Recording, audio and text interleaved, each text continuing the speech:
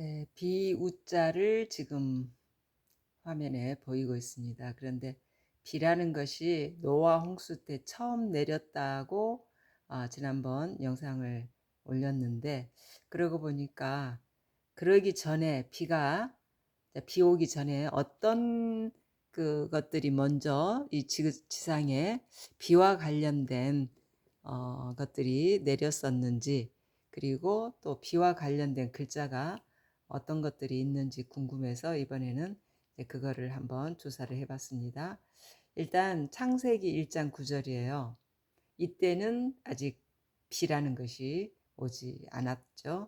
이때는 이슬이 내렸다고 알려줍니다. 사실 이 글자가 이 밑에 있는 이 글자가 길로자이거든요. 발족에다가 각각 걸어온다 해서, 이 길로라는 데서 소리음을 가져다가 이제 비와 관련된 글이 들어가서 이슬로가 이제 형성이 되네요. 창세기 1장 9절에는 이슬만 내렸다는 얘기였고요. 그 다음에 이제 이 옆에 있는 글자는요, 창세기 2장 5절에 안개무라고 합니다. 안개무. 그런데 이 무라는 글자는 역시 여기 힘쓸 무에서 소리음을 가져오네요. 그리고 여기 앞에 있는 이 글자는 그 창이거든요. 창. 그러면 이 창은 뭐라고 하냐면 창모라고 합니다. 그 다음에 이제 창과 그 방패 해서 모순이라는 말을 우리가 쓰죠. 자, 방패라는 글자는 자, 이렇게 씁니다. 방패. 일단 창은 나왔으니까 방패를 여기다가 써보면, 자, 이게 방패거든요. 그래서 방패를 순이라고 합니다. 그래서 이거는 창모, 그래서 모순, 자, 모순된다 이런 표현 많이 쓰죠. 모순이라는 글자가 여기에서 이렇게 만들어지네요. 근데 안개무에 바로 이 창모 더하기 그리고 힘쓸무, 그러니까 창을 가지고 힘을 쓴다는 얘기겠죠. 이 힘쓸무에서 소리음을 빌려다가 안개무라는 것이 생기는데, 자, 이슬로 다음에 안개무가 내리네요. 자, 그 다음이 이제 창세기 7장 4절에서 비를 내리겠다. 하나님께서 비를 내리겠다라고 말씀을 하시고, 그리고 아주 강한 비가 내리게 되죠. 그래서 약 40주야를 비가 내려서 결국 그 홍수라는 단어가 또 거기에서 만들어지죠. 자, 이렇게 해서 이제 악한 인간들을 한 차례 멸했던 사건이 있었습니다.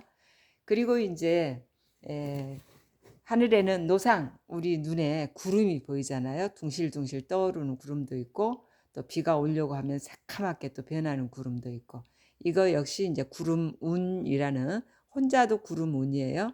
그런데 구름이 왜 낍니까? 물을 머금고 있다 해서, 비가 될 수 있는 물을 머금고 있다 해서 구름운이 또 비우랑 합쳐서 이렇게 만들어지네요. 자, 그러면 이제 구름이 많이 끼면 어떤 현상이 일어나나요?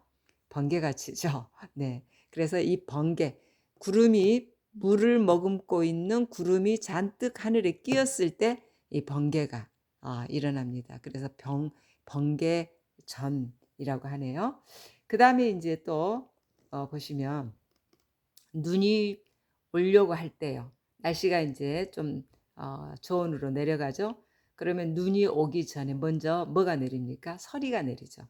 네. 그래서 이것이 이제 서리상이라고 하는데, 소리음은 서로상, 나무를 사이에 놓고 서로 바라본다 해서 서로상이라는 글자가 있는데, 소리음은 서로상에서 가져오되 이제 서리상으로 또 비우를 함께 섞어 가지고 이렇게 쓰고 있네요.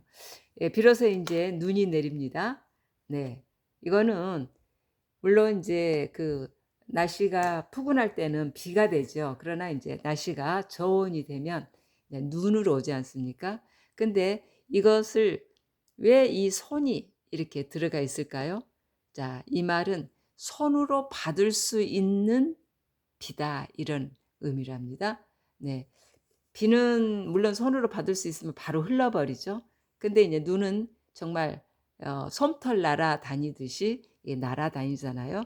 그래서 손으로 받을 수 있는 비다 해서 눈설이 이렇게 쓰여집니다. 그다음에 이제 그 외에도 이 비가 들어가는 글자들이 좀 많이 있습니다.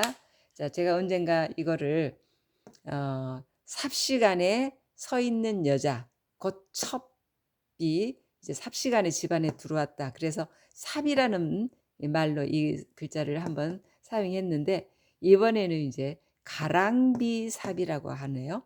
가랑비삽. 자, 그다음에 이제 그 옆에 보게 되면 자, 비가 매일같이 옵니다. 자, 매일이라는 글자죠. 자, 비가 매일같이 와요. 그러면 일어나는 현상이 있죠. 옷에 곰팡이도 끼고 습이 많아 가지고 온 집안에 정말 곰팡이가 끼어서 많이 사람들이 속상해하는 경우가 있는데 바로 곰팡이매가 됩니다. 그러니까 매일 비가 오니 곰팡이가 끼는데 그 이름이 곰팡이매라는 거죠. 매일 매자와 이렇게 연결돼서 곰팡이매라고 합니다. 네. 그다음에 인제 그 옆에 보면 음 비 오는 날이면 좀 우중충하죠. 네. 그래서 사람 기분도 좀 다운이 되죠. 그런데 그때 말하자면 눈에 보이지 않는 영물들이 활동하기는 좋은가 봐요. 그래서 자, 이 밑에 이 글자는 점쟁이 무자거든요. 예. 점쟁이 무자인데 보세요. 어 사람 두 사람이 앉아서 지금 뭔가 그 뭐 미래에 대한 어떤 것을 물어본다든가 해서 이게 이제 점쟁이인데요. 이 점쟁이는 본인의 생각을 얘기 안 하죠. 네.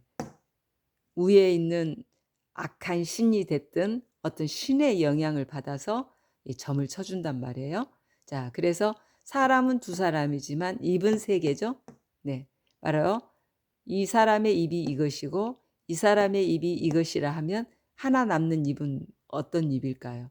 바로 눈에 보이지 않는 예, 신의 입이라는 얘기죠. 그래서 점쟁이가 신의 입에서 나오는 소리를 대신 전달해 준다 해서 이 비가 오는 날 우중충하니까 이 악귀들이 이 활동이 좀 많아진가 봐요. 그래서 신령영자라고 합니다. 신령영자. 네. 그런데 이제 우리 가까운 지역에 영광이라는 그 영이 이 령을 써요. 네. 그래서 쪼끔 글자의 의미는 좀 암울하죠. 네. 그러나 왜 이런 글자로 지역 이름을 만들었는지는 알 수가 없습니다마는 어찌 됐든 이 글자의 의미는 그렇습니다.